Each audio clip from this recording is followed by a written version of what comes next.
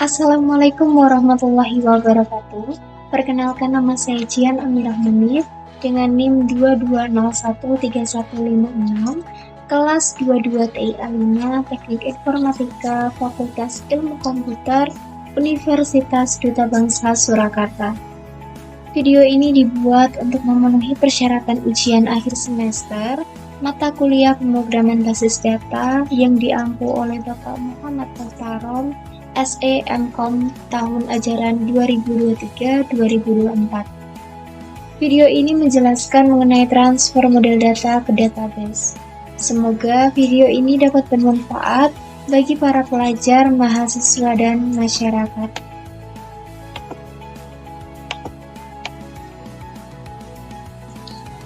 Berikut adalah materi transfer model data ke database.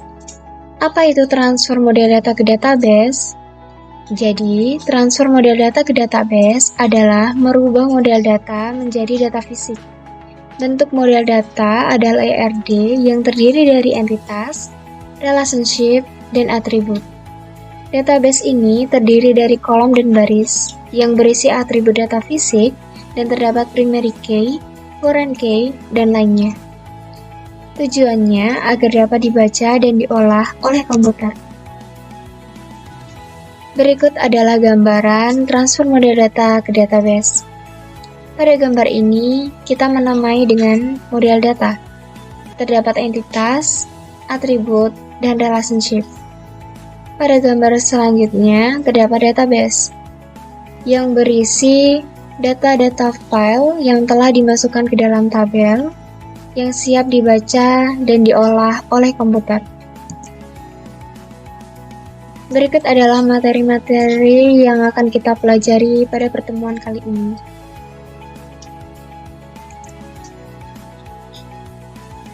Materi yang pertama ada transformasi umum atau dasar. Transformasi umum atau dasar adalah mengubah sebuah bentuk model data menjadi data fisik. Tahap pertama. 4. Aturan pemetaan model data. Aturan pemetaan model data ini berfungsi sebagai tuntunan dalam merubah bentuk data dengan cara tertentu. Aturan pemetaan model data yang pertama adalah satu entitas. Setiap himpunan entitas diimplementasikan sebagai sebuah tabel. Contoh model database dan data fisik yang saya ambil adalah buah.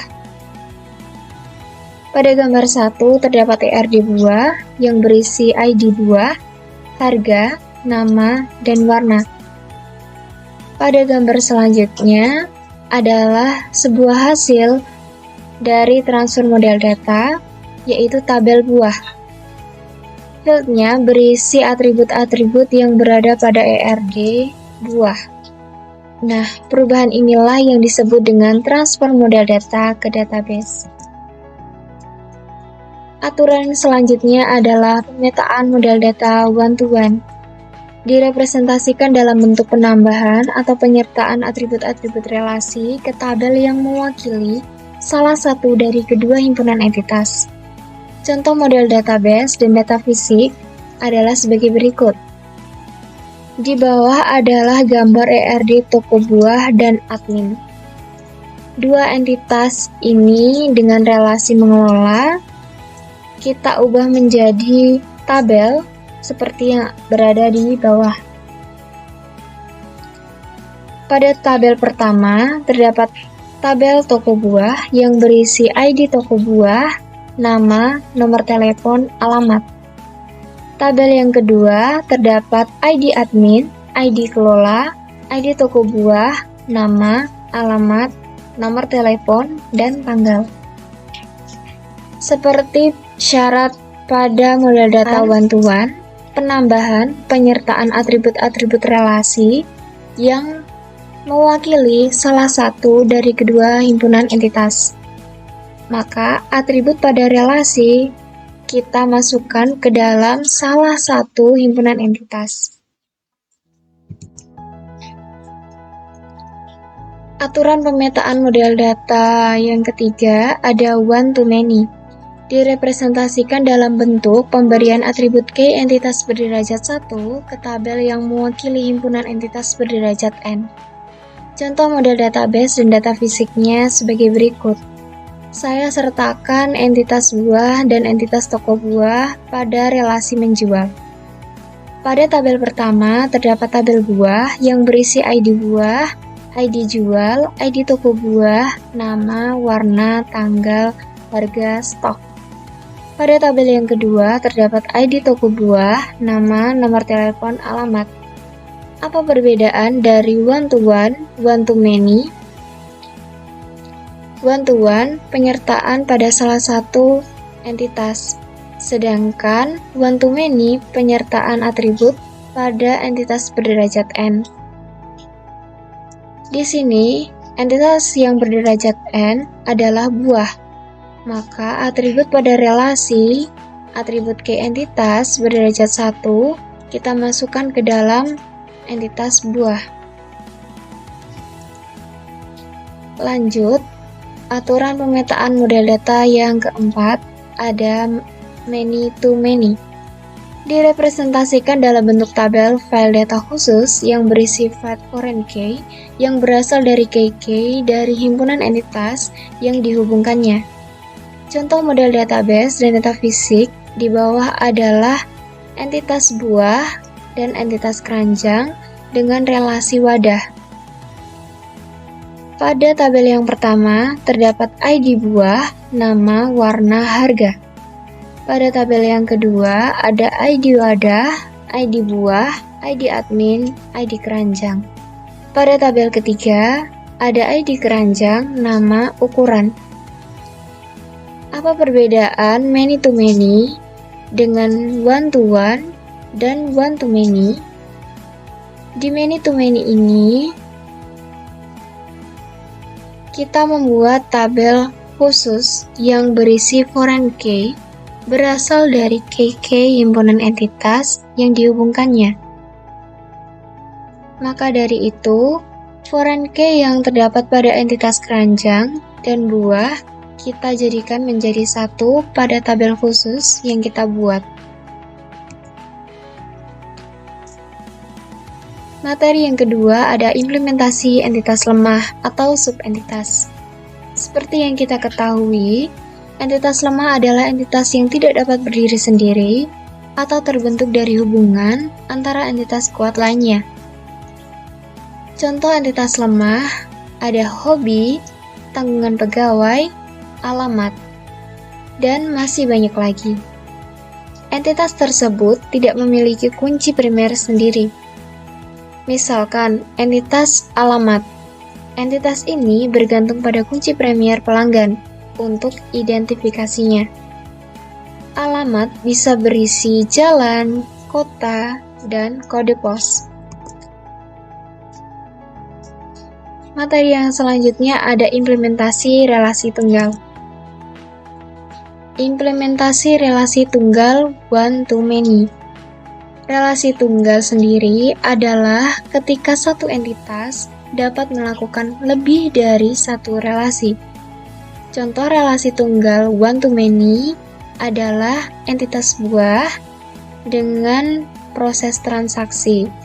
Relasi tunggal sendiri adalah ketika satu entitas dapat melakukan lebih dari satu relasi.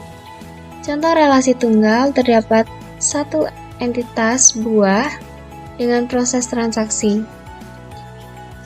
Beberapa buah atau jenis buah dapat melakukan satu kali transaksi dan satu transaksi pembelian buah hanya dilakukan saat pelanggan melakukan satu kesempatan membeli buah. Dengan menambahkan ID transaksi, maka pada setiap pembelian buah dapat satu kali kesempatan transaksi memiliki kode unik pembelian sendiri dan tidak akan mengalami redundansi atau data yang sama dengan pembelian buah sebelum atau setelahnya. Implementasi relasi tunggal many to many. Relasi tunggal many to many kita sertakan pada entitas stok dan prosesnya yaitu menyetok. Pada tabel stok terdapat ID stok, ID sisa, nama buah, jumlah stok. Sedangkan tabel yang satunya kita membuat tabel khusus sendiri yang berisi ID sisa buah. Dalam persediaan buah, sistem penjualan buah ini harus memiliki informasi banyak stok pada setiap buahnya. Materi yang keempat adalah implementasi relasi multi-entitas. Direpresentasikan dari sebuah tabel khusus dengan masing-masing terhubung lebih dari 2 himpunan entitas. Contoh relasi multi-entitas seperti di bawah ini. Terdapat 3 entitas, yaitu buah, transaksi, dan toko buah dengan satu proses, yaitu membeli. Materi yang kelima ada implementasi relasi ganda. Implementasi relasi ganda ini direpresentasikan dari masing-masing relasi tanpa terikat satu sama lain berdasarkan derajat relasi di masing-masing relasi tersebut. Di bawah terdapat 4 tabel, yaitu penjualan buah, tabel pelanggan, dan tabel transaksi. Di mana tabel penjualan buah ini mencakup 3 buah tabel di bawahnya. Ada ID buah, ID pelanggan, dan ID transaksi.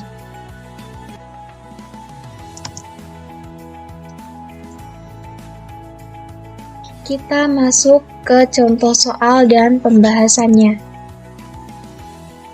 Di sini saya mengambil sistem pemesanan makanan, di mana pelanggan memiliki atribut ID pelanggan, nama, alamat, dan nomor telepon. Kita masukkan ke dalam ID pelanggan, nama, alamat, nomor telepon pada tabel pelanggan. Selanjutnya, aturan pemetaan model data one-to-one. Kita memasukkan atribut-atribut relasi ke dalam tabelnya. Ada tabel karyawan untuk entitas karyawan, ada tabel akun karyawan untuk entitas akun karyawan.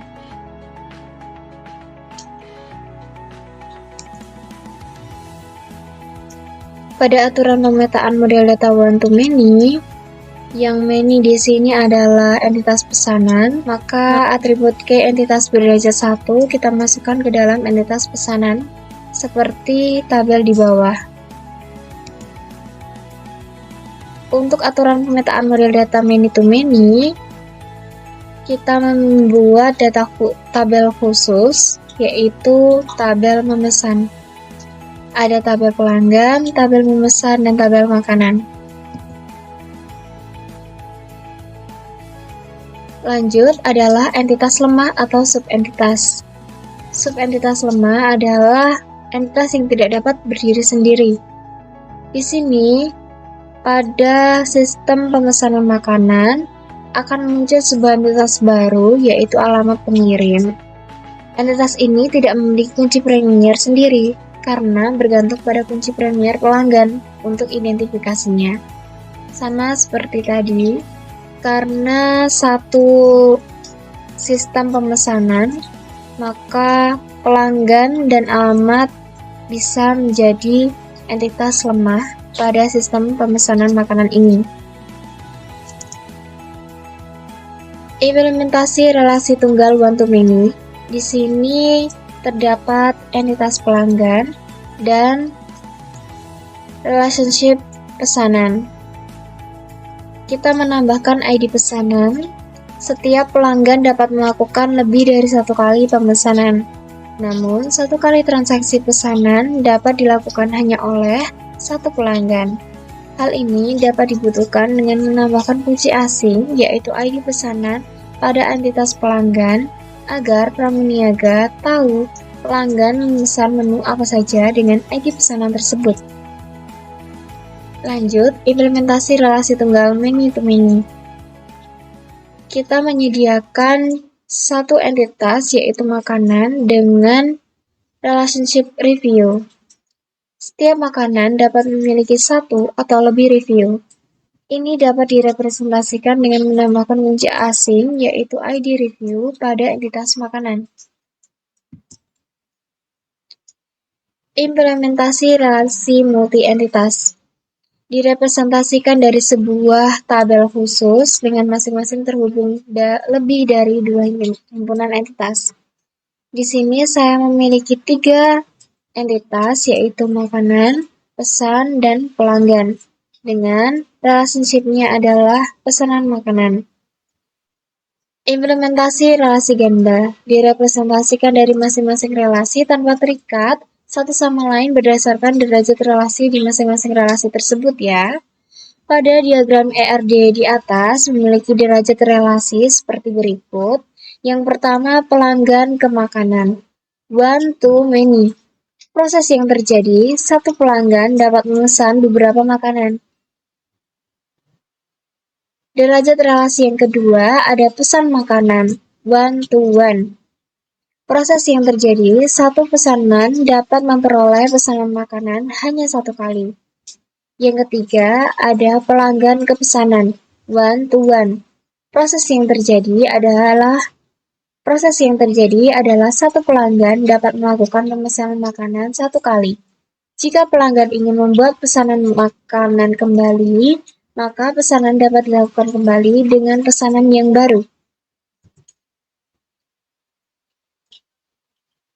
Cukup sekian dari saya, bila kurangnya bisa ditambahkan pada kolom komentar. Terima kasih. Wassalamualaikum warahmatullahi wabarakatuh.